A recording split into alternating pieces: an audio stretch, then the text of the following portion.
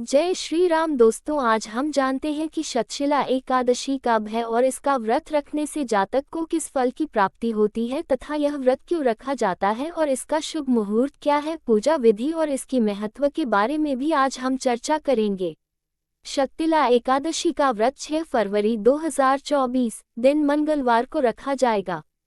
इस व्रत को करने से मनुष्य को शारीरिक पवित्रता और निरोगता प्राप्त होती है। इस व्रत में अन्न, तिल आदि दान करने से परिवार तथा कारोबार में धन धान्य की बढ़ोतरी होती है। आइए जानते हैं अब हम शतशिला एकादशी के मुहूर्त के बारे में। शतशिला एकादशी 2024 मुहूर्त। पंचांग के अनुसार माघ कृष्ण पक्ष की एकादशी 5 फरवरी 2024 को शाम 5:24 पर शुरू होगी और 6 फरवरी 2024 को शाम 4:07 पर समाप्त होगी। पूजा का मुहूर्त सुबह 9:51 तक दोपहर 1:57 तक रहेगा। शतशिला एकादशी 2024 व्रत पारण समय शुभ माना गया है। 7 फरवरी 2024 को सुबह 7:06 से सुबह 9:18 तक किया जाएगा तथा व्रत के पारण तिथि के दिन द्वादशी समाप्त होने का समय दोपहर 2 बजे तक रहेगा। जय श्री कृष्ण। अब हम शुरू करते हैं शतशिला एकादशी व्रत कथा के बारे में। इस कथा को सुनने मात्र से ही जातक को मोक्ष की प्राप्ति होती है। साल में 24 एकादशी आती है। वैसे तो सभी एकादशी अपने आप में श्रेष्ठ मानी गई है, लेकिन शतशिला एकादशी का महत्व बेहद ही अलग है। इस व्रत की कथा को जो भी सुनता है तथा दूसरों को सुनाता है, उस व्यक्ति को कभी भी किसी संकट का सामना नहीं करना पड़ता है तथा सीधे मोक्ष की प्राप्ति होती है।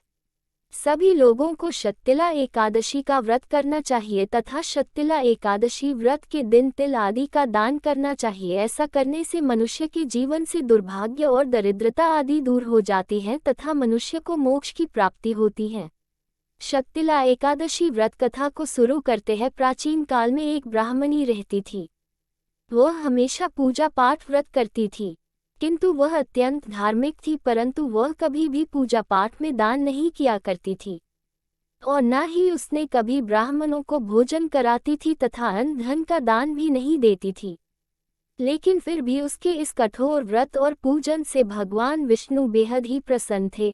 लेकिन उन्होंने सोचा कि ब्राह्मणी ने व्रत और पूजन से अपना शरीर तो शुद्ध कर लिया है, इसलिए इसे वैकुंठ तो मिल जाएगा, परंतु इसने कभी भी अन्न का दान नहीं किया है, तो वैकुंठ लोक में इसके भोजन का क्या होगा, ये वहाँ क्या खाएगी। ऐसा सोचकर भगवान विष्णु भिखारी के वेश में ब्राह्मणी के घर गए और उससे भिक्षा मांगी। ब्राह्मणी ने भगवान विष्णु को भिक्षा में उन्हें एक मिट्टी का ढेला दे दिया। भगवान उसे लेकर वैकुंठ लोक में लौट आए। कुछ समय बाद ब्राह्मणी भी मृत्यु के बाद शरीर त्याग कर वैकुंठ लोक में आ गई।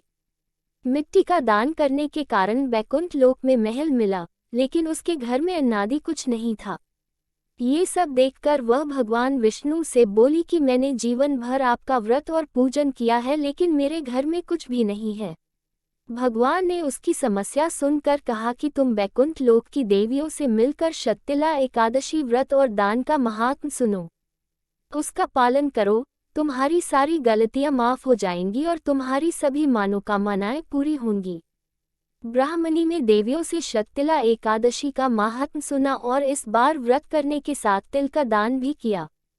ऐसा माना जाता है कि शतशिला एकादशी के दिन व्यक्ति जितने तिल का दान करता है, उसे उतने 1000 वर्ष तक वैकुंठलोक में सुख प्राप्त होता है। जैसे ब्राह्मणी को वैकुंठलोक प्राप्त हुआ, वैसे ही सभी को मिले। बोलो विष्णु भगवान के जय। हेलो फ्रेंड्स, अगर आपको मेरी वीडियो अच्छी लगी हो तो मेरे चैनल को लाइक करें।